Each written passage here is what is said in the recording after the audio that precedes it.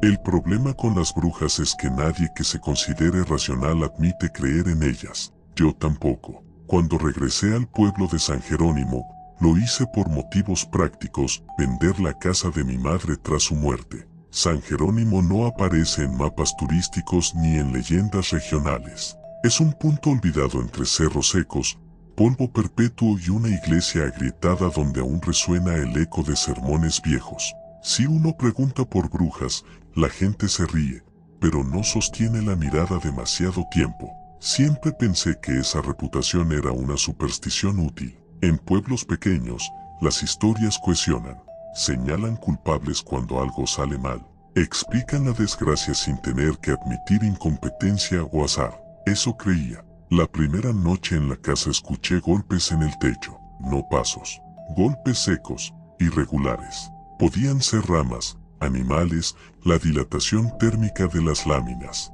El cerebro busca patrones. El miedo rellena huecos. Dormí mal. A la mañana siguiente fui a la tienda de don Hilario. Él me reconoció de inmediato. Regresaste. No preguntó por qué. En pueblos así, todo se sabe antes de que ocurra. Mientras pesaba frijol en una báscula oxidada, mencionó que esa noche habría movimiento.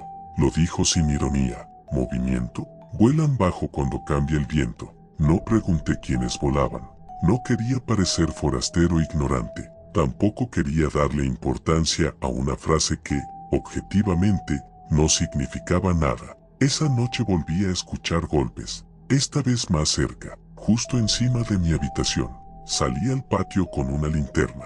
El cielo estaba limpio, una bóveda negra salpicada de estrellas. No había ramas cerca del techo. No había árboles lo suficientemente altos. Entonces vi algo que aún hoy me incomoda describir, una silueta agazapada en el borde de la esati. Era humana, delgada, inmóvil. Apunté con la linterna y no había nada. Revisé la esati subiendo por la escalera lateral. Polvo intacto, ninguna huella. Me reí de mí mismo. Sugestión, estrés, duelo. Al tercer día comenzaron los rumores formales, no en susurros, sino en conversación abierta. Una vaca apareció desangrada, no mutilada grotescamente como en teorías conspirativas, sino con un corte limpio en el cuello. El veterinario del pueblo vecino dijo que pudo ser obra de un animal grande. Nadie discutió en público, pero esa tarde, al pasar frente a la casa de las hermanas Valdés, vi algo que me hizo detenerme. Las tres estaban sentadas en sillas de madera frente a su puerta, mirando hacia la calle como si esperaran algo. Sus vestidos negros parecían absorber la luz. No eran ancianas frágiles, eran mujeres fuertes, de manos gruesas y mirada fija. Cuando pasé, la más vieja habló sin girar la cabeza. No deberías dormir bajo lámina. Seguí caminando. Yo no creía en brujas. Creía en dinámicas sociales, en la necesidad humana de encontrar chivos expiatorios. Las hermanas Valdés eran solteras, sin hijos, sin marido. Vivas demasiado tiempo en una comunidad donde todos envejecen acompañados, diferentes. Eso basta. Esa noche no dormí. Los golpes comenzaron a la medianoche. Esta vez no eran secos, sino arrastrados, como si algo pesado se desplazara lentamente de un extremo al otro del techo. Subí decidido a enfrentar la causa. Llevé la linterna, un palo y el teléfono listo para grabar. La esati estaba fría, el aire inmóvil. Y sin embargo, el sonido continuaba. Venía de encima de mí. Miré hacia arriba. Solo cielo. El arrastre seguía. Lento. Metódico. No es fácil describir la sensación de escuchar algo físicamente imposible sin que tu mente colapse en pánico. Mi cerebro buscaba una explicación acústica, eco, vibración estructural, interferencia del viento. Pero no había viento. No había vibración. El sonido terminó justo cuando pronuncié en voz alta. Ya basta. Silencio absoluto. A la mañana siguiente encontré algo en el patio, una gallina muerta. No tenía heridas visibles, solo el cuello torcido. Yo no tenía gallinas. Fui directo a las hermanas Valdés, no por convicción supersticiosa, sino por lógica social. Si el pueblo la señalaba, quizás sabrían algo. Quizá el culpable real se escondía tras la leyenda. Me recibió la del medio. Las cosas regresan cuando uno vuelve, dijo antes de que hablara. No creo en brujas, respondí. Eso ayuda. No entendí la respuesta. Dentro de la casa olía a hierbas secas y humedad. No había símbolos extraños, ni altares, ni parafernalia esotérica. Solo frascos con plantas, fotografías antiguas y una radio vieja. ¿Han subido a mi techo?, pregunté directamente. La mujer me miró largo rato. Nosotras no subimos, nos llaman. ¿Quién? No contestó. Me fui frustrado, irritado conmigo mismo por haber entrado en ese juego simbólico. Estaba participando en la narrativa del pueblo. Les daba poder. Esa noche decidí grabar todo. Coloqué el teléfono apuntando al techo desde mi cama. A la 1:17 comenzaron los golpes. No eran iguales a los anteriores. Eran rítmicos. 3 golpes, pausa. 3 golpes, pausa. Subí sin esperar. La grabación seguía activa. Al llegar a la ESATI, el patrón cambió. Ahora los golpes venían desde el interior de la casa. Bajé corriendo. La puerta del cuarto estaba cerrada. Yo la había dejado abierta. El teléfono seguía grabando. Dentro, el sonido provenía del armario. 3 golpes, pausa. 3 golpes. Abrí de golpe. Nada. El sonido cesó. Revisé la grabación temblando, no por miedo sobrenatural, sino por la posibilidad de estar perdiendo la cordura. En el video se escuchaban los golpes, claros, reales, y algo más. Una voz muy baja, casi un susurro, sincronizada con el patrón. No decía palabras reconocibles. Era un murmullo rítmico. No lo había escuchado en vivo. Eso fue lo que me inquietó. Al día siguiente, el pueblo amaneció alterado. Un niño había desaparecido. Se llamaba Mateo, 9 años. La última vez que lo vieron fue jugando cerca del arroyo seco. La sospecha se movió como corriente eléctrica. Nadie acusó directamente a las hermanas Valdés, pero todas las miradas apuntaban hacia su casa. Participé en la búsqueda. Recorrimos cerros, pozos, casas abandonadas. Encontramos al niño al anochecer, vivo, desorientado, sentado en el techo de la escuela. No supo explicar cómo subió. Dijo que las señoras lo habían llamado por su nombre, pero que no eran las señoras del pueblo, eran otras, más altas, más delgadas. La descripción coincidía con lo que yo creí ver la primera noche. Me repetí que los niños son sugestionables, que había escuchado historias, que el pánico colectivo distorsiona recuerdos. Esa noche no hubo golpes, hubo algo peor. Desperté porque alguien estaba sentado al borde de mi cama. No lo vi con claridad. Era una sombra más oscura que la oscuridad. No se movía. Intenté hablar y mi voz no salió. Parálisis del sueño, pensé de inmediato. Un fenómeno documentado. El cerebro despierta antes que el cuerpo. Se proyectan figuras. Me aferré a esa explicación como a una tabla en mar abierto. La figura inclinó la cabeza. Sentí un peso en el pecho. No es para ti, susurró. La voz era la misma del video.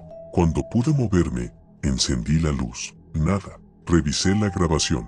La cámara había captado mi cuerpo inmóvil. Y frente a mí, en el borde de la cama, la hendidura clara en el colchón. Como si alguien realmente hubiera estado sentado. No había figura visible. Solo el hundimiento. No volví a dormir. A la mañana siguiente, las hermanas Valdés habían desaparecido. La casa estaba abierta, vacía, como si nunca hubieran vivido allí.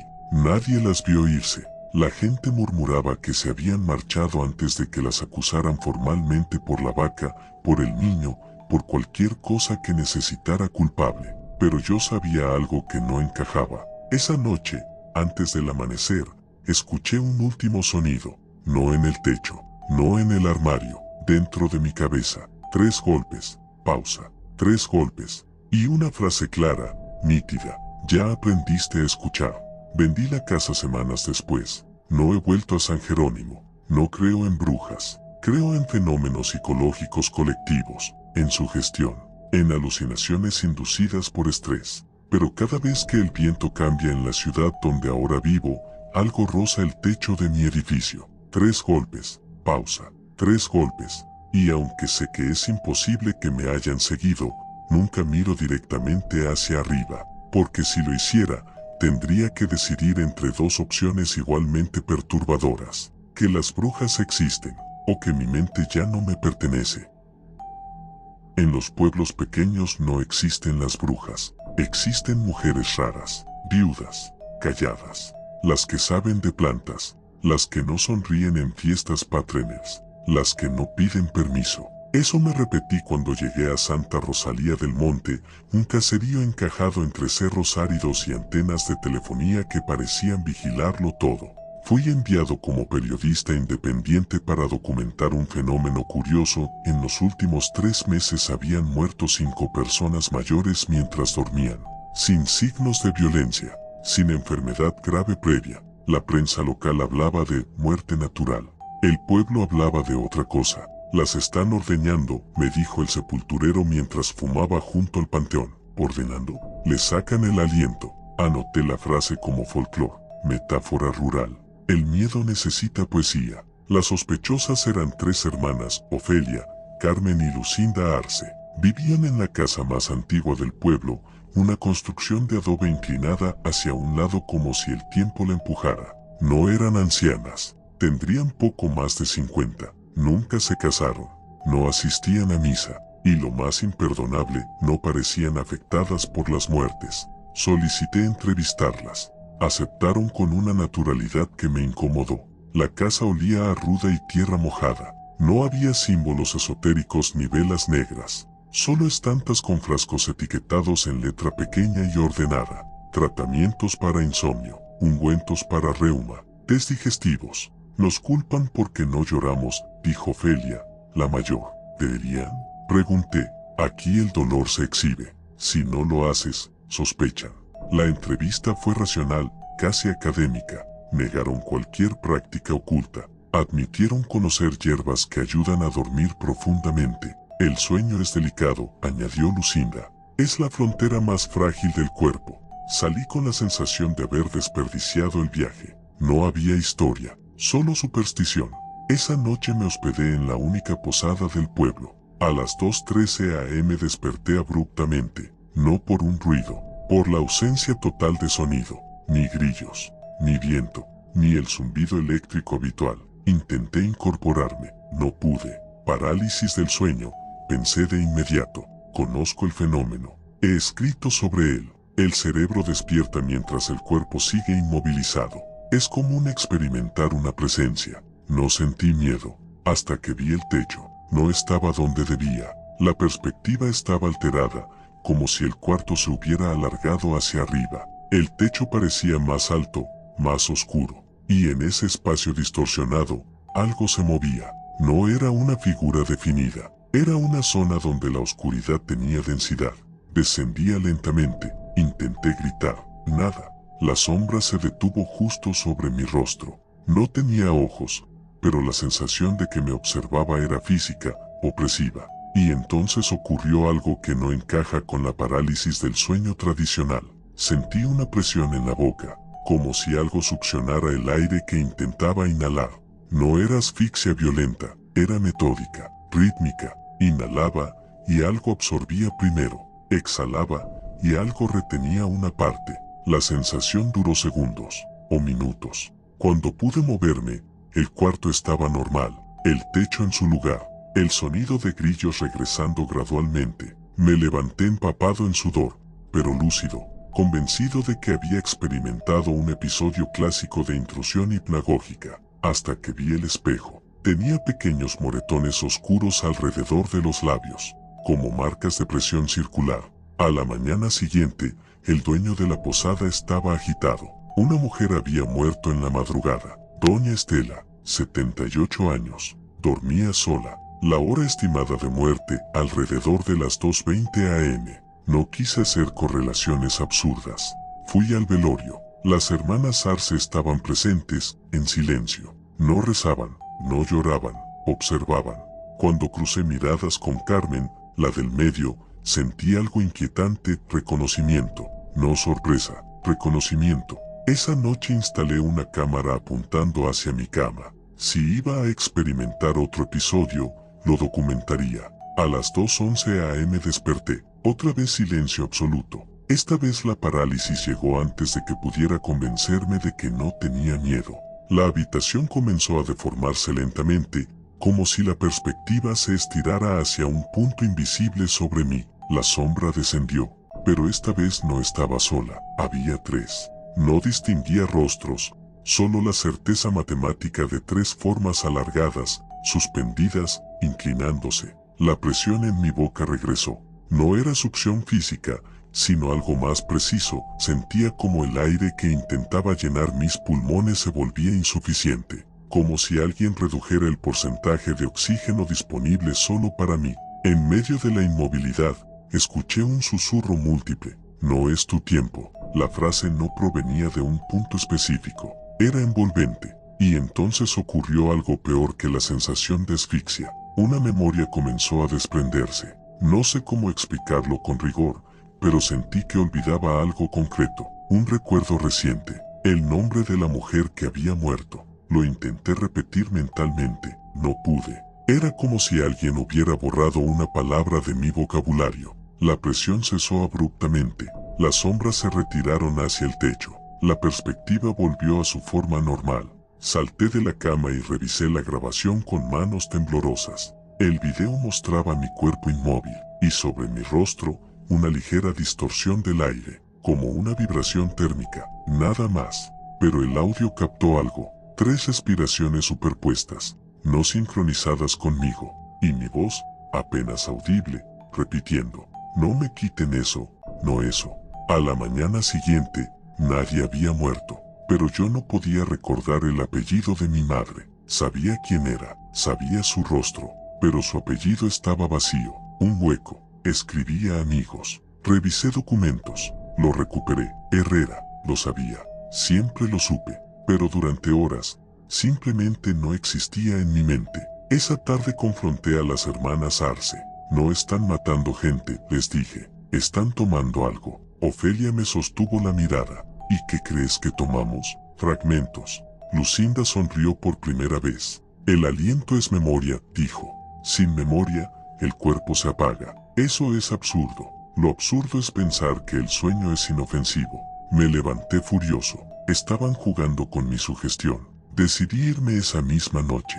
Mientras conducía por la carretera oscura que sale del pueblo, me sentí ridículo. Había permitido que la atmósfera rural influyera en mi percepción, hasta que noté algo en el retrovisor. No un auto, no luces. 3 siluetas alargadas, moviéndose entre los cerros paralelas al vehículo. No corrían, se deslizaban. Parpadeé, desaparecieron.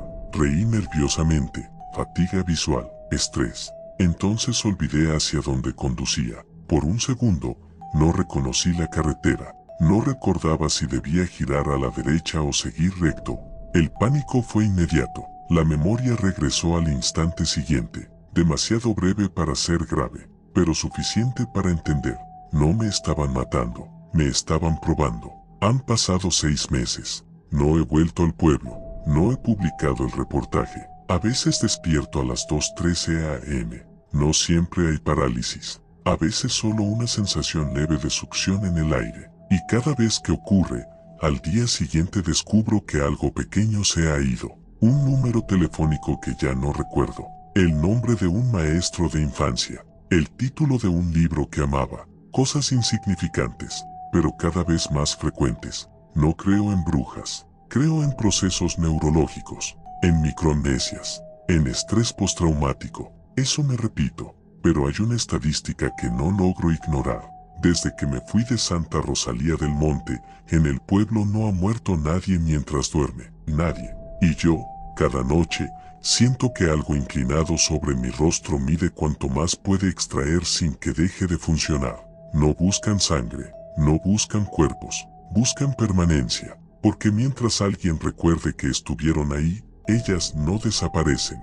Y lo peor no es que me estén quitando memoria. Lo peor es que empiezo a olvidar cómo eran antes mis pensamientos. Y temo que, cuando finalmente ya no recuerde que esto está ocurriendo, regresaré voluntariamente.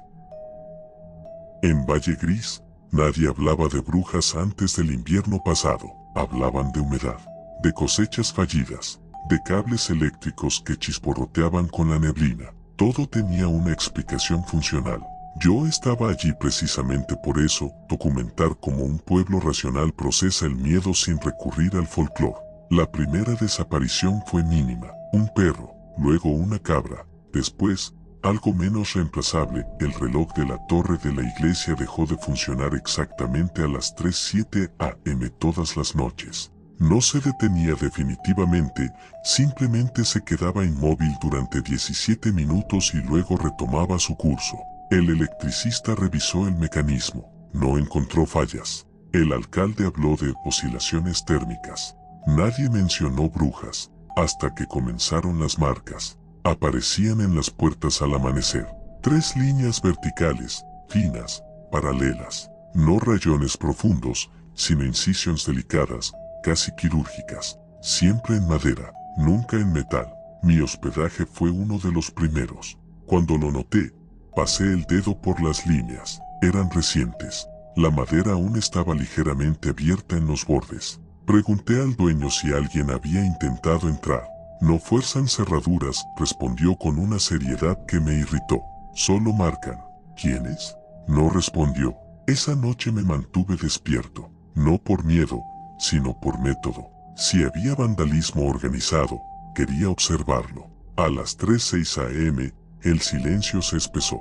No fue ausencia de sonido, sino reducción gradual, como si alguien bajara el volumen del entorno con cuidado extremo.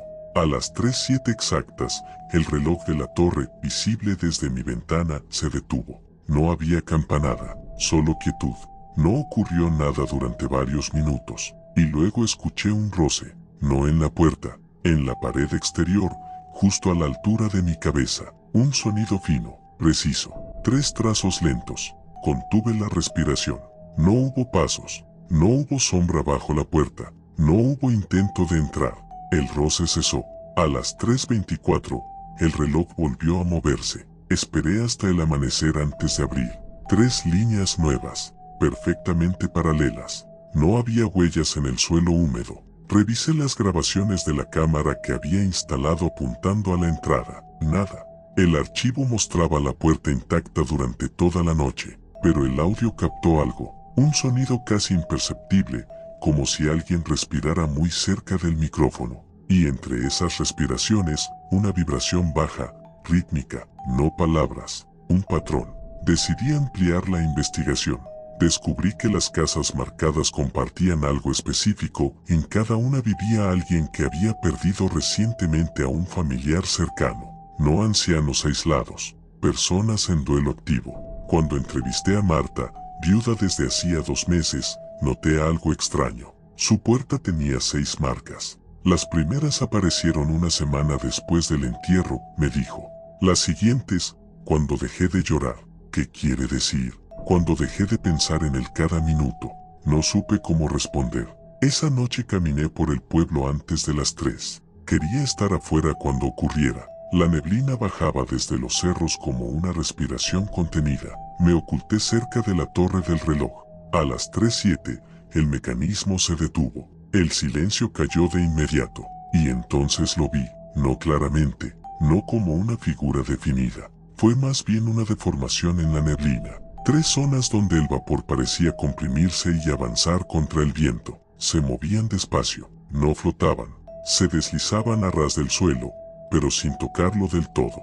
Se dirigieron hacia una casa al final de la calle, la de Tomás, cuyo hermano había muerto en un accidente semanas atrás. Las formas no se aproximaron a la puerta, se detuvieron frente a una ventana lateral. Y entonces ocurrió algo que me obligó a cuestionar cada explicación racional disponible. La neblina comenzó a entrar por las rendillas del marco cerrado, no como humo disperso, como si la materia se afinara hasta atravesar espacios imposibles. Sentí un impulso irracional de correr hacia la casa, pero algo me contuvo. Un sonido. No provenía del exterior. Venía desde dentro de mi propia cabeza. 3 golpes. Pausa. 3 golpes. No eran audibles en el ambiente, eran internos. La neblina desapareció en el interior de la casa de Tomás. A las 3:24, el reloj retomó su marcha. El silencio se rompió con un perro ladrando a lo lejos. Corrí hasta la puerta de Tomás y golpeé con fuerza. Tardó en abrir. Sus ojos estaban vidriosos. ¿Estabas dormido?, pregunté. Tardó varios segundos en responder.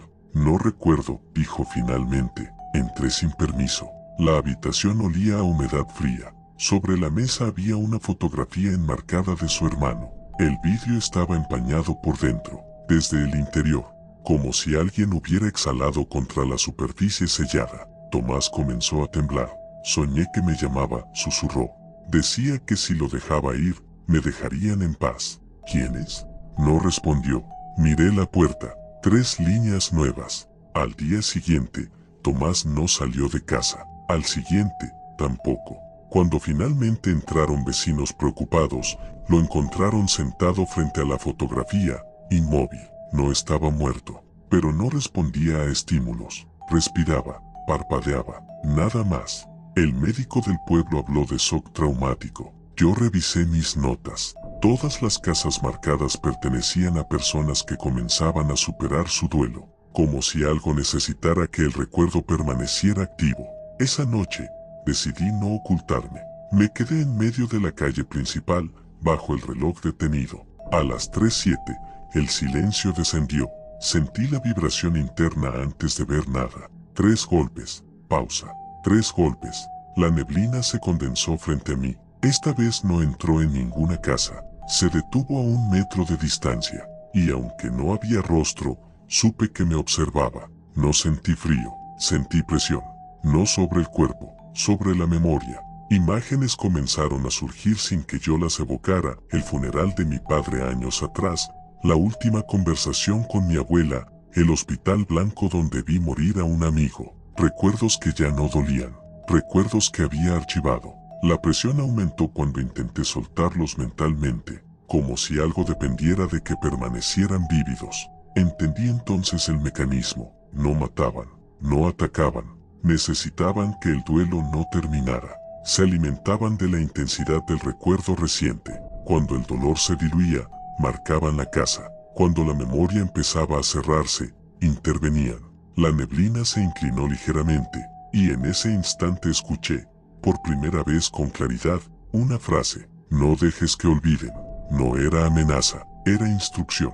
El reloj volvió a moverse, la neblina se disipó, el silencio se rompió. Regresé a mi hospedaje. Esa mañana descubrí 3 líneas nuevas en mi puerta. No he perdido a nadie recientemente, pero mientras escribo esto, siento algo inquietante. He estado pensando en mis muertos más de lo habitual, con detalle, con una intensidad que no experimentaba desde el duelo mismo. Y cada noche, a las 3:07, despierto segundos antes de que el reloj se detenga. No veo neblina, no veo figuras. Solo siento la presión leve, constante, como dedos invisibles sosteniendo mis recuerdos para que no se desgasten. En Valle Gris ya nadie habla de brujas. Hablan de las que cuidan la memoria. Yo no uso ese término. Prefiero algo más racional. Persistencias colectivas. Manifestaciones psicosociales del duelo. Eso digo cuando me preguntan. Pero anoche, por primera vez, desperté antes de las 3:07, a las 3:06, y el reloj ya estaba detenido. En San Lázaro de la Niebla, la palabra bruja no se pronuncia. No porque la gente crea firmemente en ellas, sino porque resulta innecesaria. Allí las cosas ocurren sin requerir explicación pública. Cuando alguien enferma sin diagnóstico, cuando el ganado deja de parir, cuando un recién nacido no despierta, se asume que algo pasó.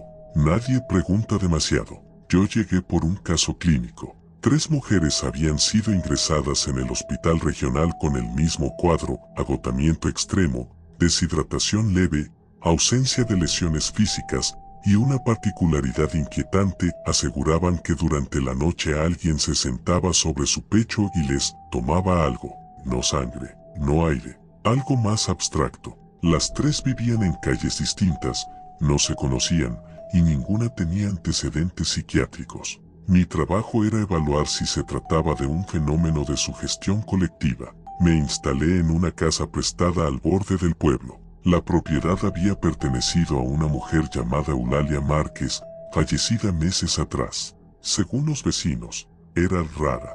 Nunca se casó, vendía remedios herbales, caminaba de noche. No encontré símbolos extraños en la casa, solo frascos con etiquetas meticulosas, insomnio, ansiedad, tristeza prolongada. La primera noche dormí profundamente, la segunda, desperté a las 2:48 am sin motivo aparente. No había ruidos, pero algo estaba fuera de lugar. El aire era más denso, como si la habitación estuviera sellada herméticamente. Intenté incorporarme, no pude. Parálisis del sueño, pensé de inmediato. He estudiado el fenómeno, sé cómo opera, pero esta vez hubo una diferencia. No sentí una presencia inmediata. Primero escuché un sonido, no externo, interno. Un murmullo múltiple que no parecía provenir del oído sino del cráneo, como si varias voces conversaran en una habitación contigua a mi mente. No entendía las palabras, pero percibía intención. La presión en el pecho comenzó después. No fue brusca, fue gradual, un peso que descendía milímetro a milímetro. Intenté regular la respiración. En ese momento, la murmuración se detuvo, y una sola voz, clara, femenina, dijo: no la interrumpas. No entendí la frase. Entonces vi el techo. No estaba estático, se movía. No descendía como en una alucinación típica. Se ondulaba levemente, como una superficie líquida sostenida por tensión invisible. Y desde esa superficie, algo empezó a filtrarse. No era una figura completa, era una extensión, una forma alargada, demasiado fina para ser un cuerpo humano, demasiado definida para ser sombra. Descendió hasta quedar suspendida sobre mi rostro. No tenía rasgos, pero proyectaba una sensación específica, concentración. La presión en el pecho aumentó, y entonces ocurrió lo que me resultó verdaderamente terrorífico. No intentó quitarme el aire, intentó quitarme un recuerdo, no uno cualquiera, el recuerdo de mi hermana menor riendo cuando era niña. La imagen apareció con nitidez forzada, y luego comenzó a deteriorarse, como una fotografía que se quema desde los bordes. Intenté aferrarme a ella. Mientras más me esforzaba, más intensa era la presión. La voz volvió: no la interrumpas. Comprendí con una claridad fría que aquello no me estaba atacando. Estaba trabajando, extrayendo algo con método. Cuando dejé de resistirme, la presión disminuyó. La forma se retrajo lentamente hacia el techo ondulante. El murmullo regresó, ahora más tenue. El techo volvió a su estado sólido. La parálisis cesó. Salté de la cama, encendí la luz.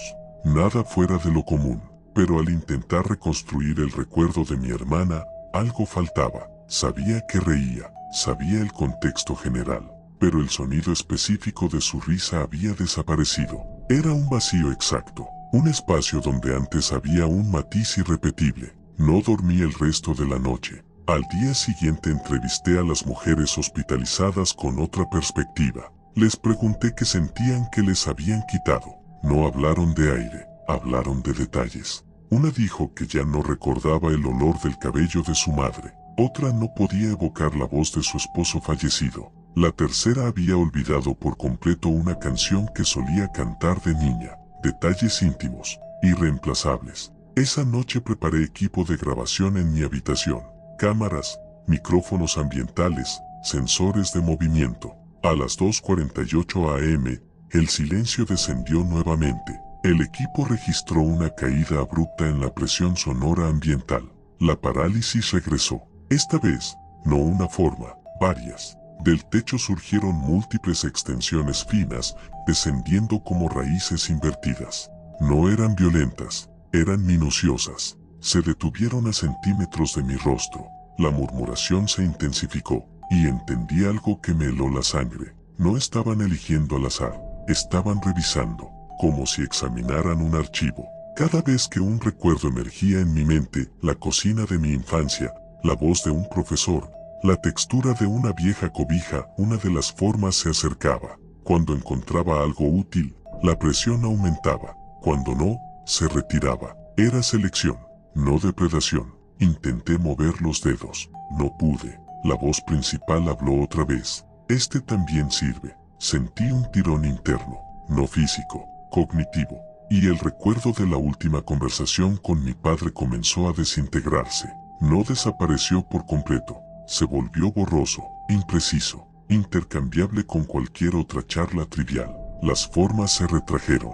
El techo se estabilizó. La parálisis terminó. Revisé las grabaciones con manos temblorosas. El video mostraba mi cuerpo inmóvil, y sobre mí, durante exactamente 9 minutos, una distorsión visual similar a interferencia digital, aunque la cámara no era digital sino analógica. El audio captó algo peor, susurros, claramente articulados, no en un idioma identificable, pero con entonación coordinada, y mi propia voz, en un tono que no reconocía, diciendo, llévense lo que necesiten. No recordaba haber pronunciado esa frase. A la mañana siguiente, el pueblo amaneció con una noticia. La tumba de Eulalia Márquez estaba abierta, no forzada, abierta desde dentro. El ataúd intacto, vacío. No creo en brujas. Creo en procesos mentales complejos, en sugestión, en microtraumas acumulativos. Pero desde aquella noche, algo ha cambiado en mí. Cada día noto pequeñas ausencias, no lagunas amplias, sustracciones específicas. La sensación térmica de una tarde de verano que ya no puedo reconstruir. El rostro exacto de un compañero de universidad. El tono de mi propia voz hace 10 años. Y lo más inquietante, anoche desperté antes de las 2:48.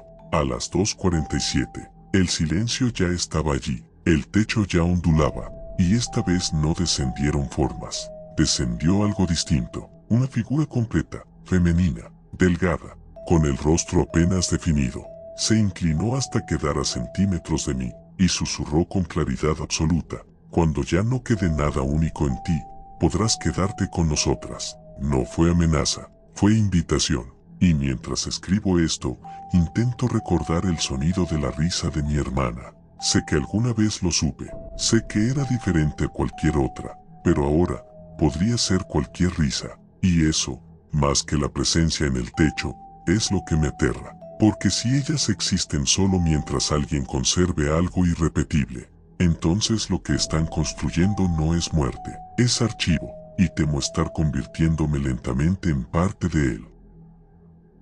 En la Cañada de los Olivos, nadie cree en brujas, creen en estadísticas. Cuando algo ocurre, lo registran, lo comparan, lo discuten en términos de probabilidad.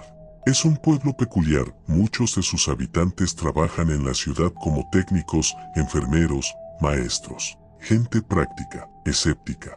Por eso el problema tardó tanto en ser nombrado. Comenzó con algo pequeño, errores mínimos, casi elegantes. Un hombre olvidó cómo atarse la corbata, no el procedimiento completo, solo el último giro. Sus manos se quedaban suspendidas, como si la memoria motora tuviera un hueco microscópico. Una mujer confundió el orden de las letras en su propio apellido. No era dislexia generalizada, solo esa palabra. Un profesor de matemáticas olvidó cómo resolver un tipo específico de ecuación que había enseñado durante 20 años. No demencia, no deterioro progresivo, exámenes clínicos normales. Los errores no avanzaban, se instalaban.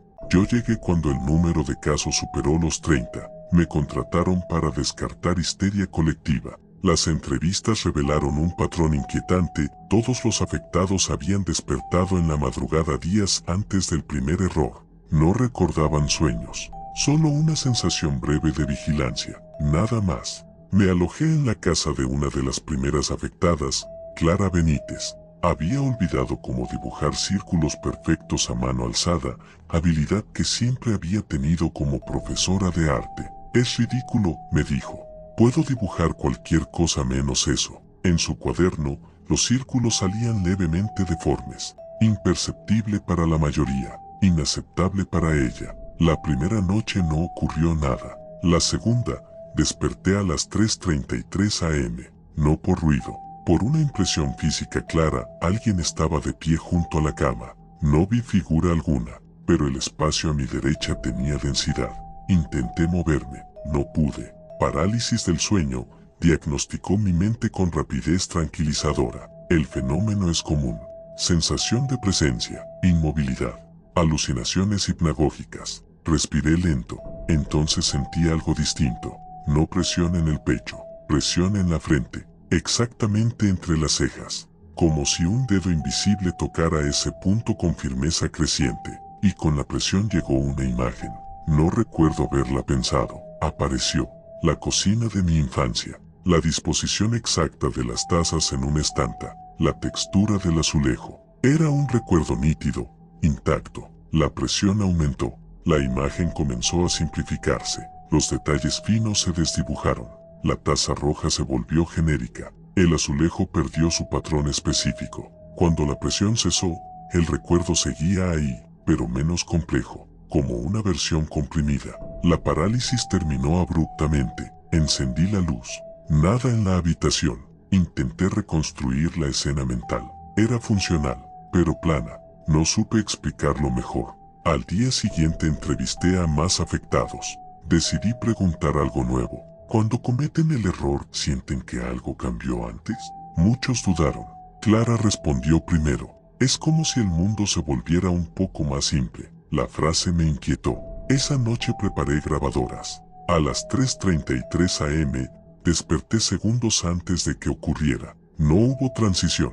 La habitación ya estaba alterada. No visualmente, conceptualmente. Sentía que ciertos objetos eran menos definidos. La esquina del armario parecía menos angulosa, aunque lo era. La presencia volvió, no como figura, como ausencia de complejidad. El punto entre mis cejas ardió con presión más intensa. Esta vez apareció un recuerdo profesional, mi primera publicación académica, las dudas, el entusiasmo, la frase exacta que escribí en la introducción. La presión seleccionó algo específico, la frase. Sentí cómo se borraba la estructura exacta de esa oración. Cuando la parálisis terminó, recordaba el artículo, pero no la frase. Nunca volví a recordarla. Revisé mis propios archivos al amanecer. El documento seguía ahí. La frase estaba escrita. La leí, y no me resultó familiar, como si otro la hubiera redactado. Eso fue el primer momento real de miedo. No era olvido total, era despersonalización del recuerdo. Comencé a notar el patrón. Los errores del pueblo no eran aleatorios, eran simplificaciones. El hombre de la corbata podía vestirse, solo no ejecutaba el nudo con elegancia. La profesora de arte podía dibujar, solo no alcanzaba la simetría perfecta. El matemático resolvía ecuaciones complejas, solo olvidaba una demostración específica. La perfección se estaba erosionando, no la funcionalidad. Investigando archivos antiguos del pueblo encontré una referencia curiosa. Hace más de 100 años, hubo rumores de las depuradoras, no brujas, depuradoras, mujeres que quitaban el exceso. El registro era ambiguo, pero describía algo inquietantemente similar, personas que despertaban más simples después de ciertas noches. Decidí permanecer despierto voluntariamente. A las 3:33, la atmósfera cambió igual. La presencia se manifestó incluso sin sueño. Eso descartó la explicación neurológica inmediata. El aire parecía más liviano. La presión en la frente regresó, pero esta vez resistí el recuerdo. Intenté pensar en algo abstracto, un número largo, una secuencia sin carga emocional. La presión dudó, se desplazó, y entonces comprendí con claridad aterradora. No buscaban recuerdos al azar. Buscaban singularidades, aquello que hacía única una mente, una memoria con textura irrepetible, un gesto perfecto, una frase original. La presión encontró algo más profundo, un recuerdo que jamás había compartido con nadie, un momento íntimo, vulnerable, formativo. Intenté bloquearlo. La presión aumentó hasta volverse dolor físico. Cedí, sentí el tirón interno, no doloroso, preciso. Cuando terminó, el recuerdo seguía allí, pero neutral, desprovisto de emoción. Era un dato, no una experiencia. La presencia retrocedió, y por primera vez, escuché algo, no palabras claras, una especie de susurro coral, como si varias voces celebraran eficiencia. A la mañana siguiente, más casos surgieron.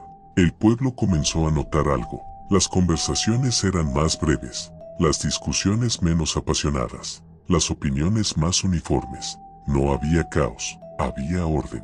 Un orden inquietante. Clara intentó dibujar nuevamente. Su círculo era aceptable, pero sin carácter.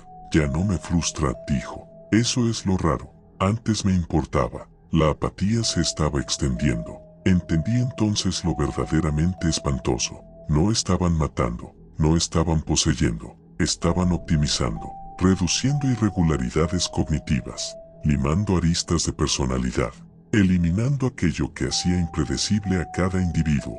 Esa noche decidí confrontar lo invisible. A las 3:32 permanecí sentado, despierto, concentrado en un solo recuerdo, el sonido exacto de la voz de mi madre pronunciando mi nombre cuando era niño. A las 3:33, la presión descendió con violencia inusual. La presencia era más densa, como si varias entidades trabajaran al mismo tiempo. El recuerdo vibró. Intenté amplificarlo mentalmente. Repetí el sonido en mi cabeza con fuerza. La presión respondió aumentando hasta provocar lágrimas involuntarias. Escuché claramente una frase esta vez. Demasiado complejo. El tirón fue brutal. El sonido se fragmentó.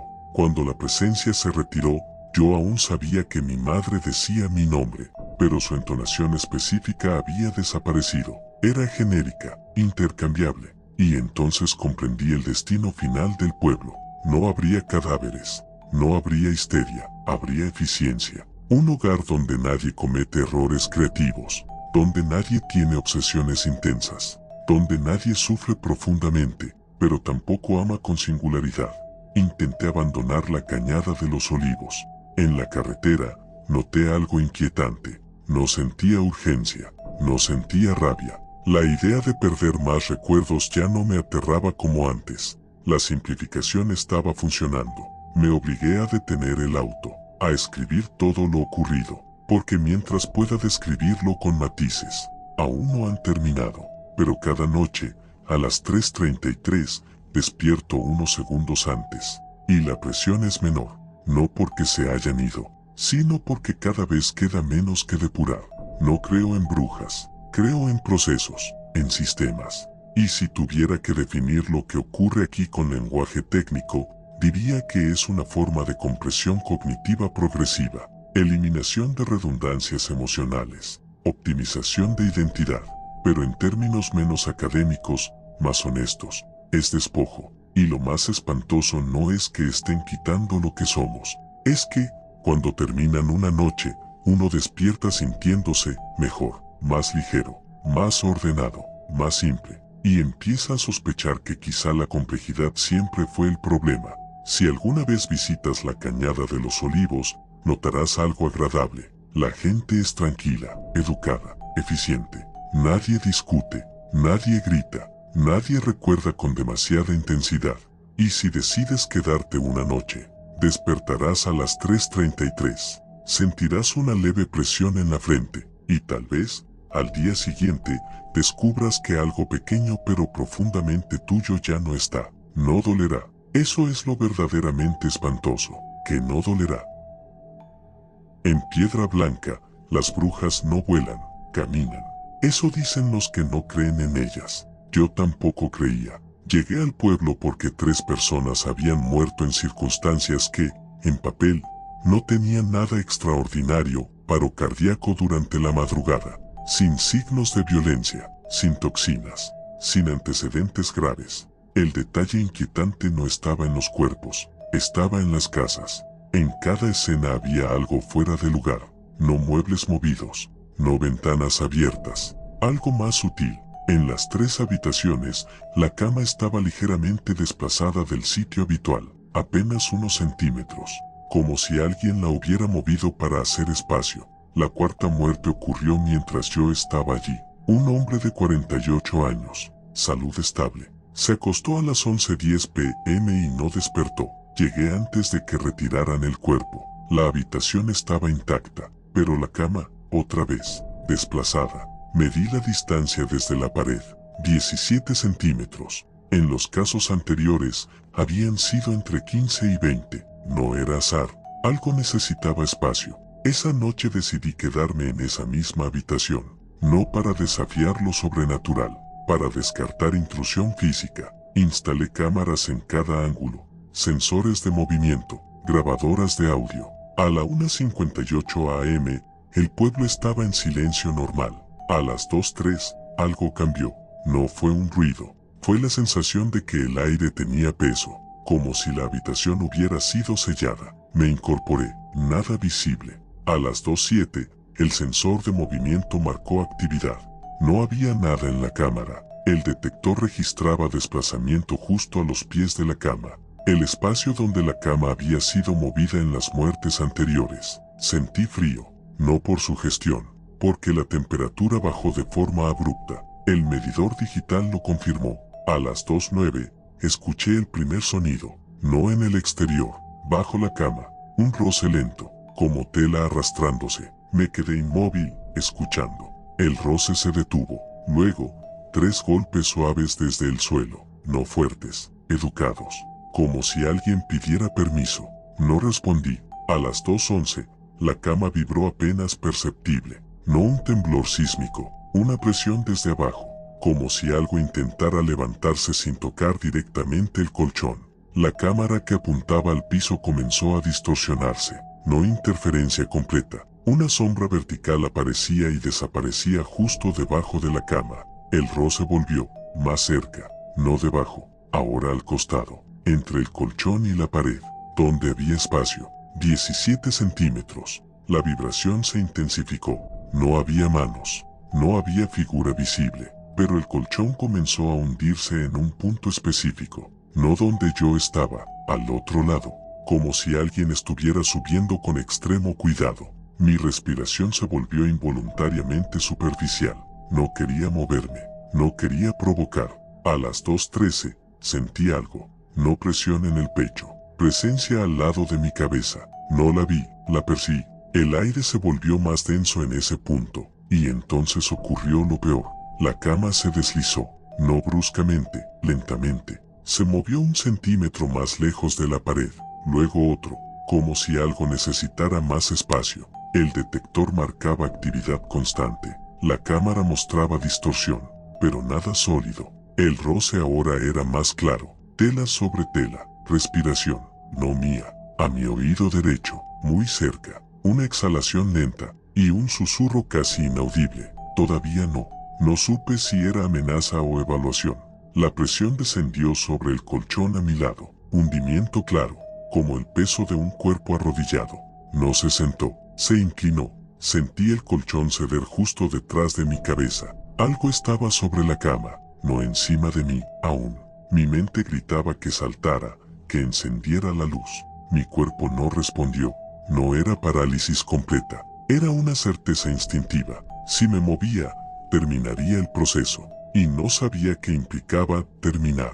La respiración se acercó más. El colchón se hundió a ambos lados de mi torso, como si algo largo, demasiado largo, se acomodara paralelo a mi cuerpo. No tocaba mi piel, pero estaba a milímetros. El aire que exhalaba rozaba mi mejilla. Oí un sonido húmedo, no saliva, algo más viscoso. El susurro regresó, esta vez más claro. Espacio suficiente. La cama dejó de moverse. La presión sobre el colchón cambió. Ahora descendía sobre mí. No peso total. Primero en los pies, luego en las piernas, avanzando, milímetro a milímetro. No aplastaba, medía. Cuando llegó a mi abdomen, mi corazón latía tan fuerte que pensé que lo escucharía. La presión se detuvo sobre mi pecho, y esperó, como si escuchara, mi pulso, mi respiración, mi miedo. Entonces, algo se apoyó justo encima de mi rostro. No contacto directo, una proximidad sofocante, olor, no a descomposición, a tierra húmeda, a madera cerrada por años. Sentí una punta fría recorrer el borde de mi mandíbula, subiendo lentamente, hasta la comisura de mis labios. No era dedo, era más fino, más rígido. Intenté gritar, nada salió. La punta presionó suavemente mi boca, como si probara, y luego retrocedió. La presión sobre mi pecho disminuyó. La presencia permaneció inmóvil varios segundos más. Después escuché el mismo roce con el que había comenzado todo. Tela arrastrándose. El hundimiento en el colchón se aligeró. La cama dejó de vibrar. A las 2:19, el sensor marcó 0 actividad. El aire volvió a sentirse normal. Salté y encendí la luz. Nada. La cama estaba ahora a 20 centímetros de la pared. Revisé las cámaras. En el momento exacto de mayor presión, el video mostró algo que todavía no logro procesar. No una figura completa, una forma alargada emergiendo desde debajo de la cama, demasiado estrecha para ser un cuerpo humano, demasiado alta para caber bajo el colchón sin doblarse, y lo más perturbador, no se levantó del suelo, se desplegó, como si no hubiera estado completamente allí antes. En el audio, a las 2:15, se escucha claramente una frase que yo no oí en vivo. Aún recuerda, al amanecer, fui a medir la habitación. La distancia total desde la pared hasta el borde actual de la cama coincidía con la suma exacta de los desplazamientos registrados en las otras casas, como si cada visita añadiera centímetros, como si estuvieran ampliando un espacio progresivamente. Entendí algo entonces. Las camas no se movían para que alguien subiera, se movían porque algo estaba creciendo debajo. Esa noche no dormí en la casa, pero desde entonces, cada madrugada a las 2:03, despierto en mi propio apartamento en la ciudad, sin sensores, sin cámaras, solo con la sensación inequívoca de que hay menos espacio bajo mi cama, y aunque la mido antes de dormir, cada mañana parece estar ligeramente más separada de la pared. No creo en brujas, creo en intrusiones físicas, en fenómenos aún no clasificados, pero hay algo que no logro explicar. Anoche, al revisar debajo de la cama con una linterna, vi tierra húmeda, y no tengo jardín, ni mesetes, ni motivo alguno para que la madera del piso esté marcada por 3 golpes suaves, como si alguien, desde abajo, estuviera pidiendo espacio.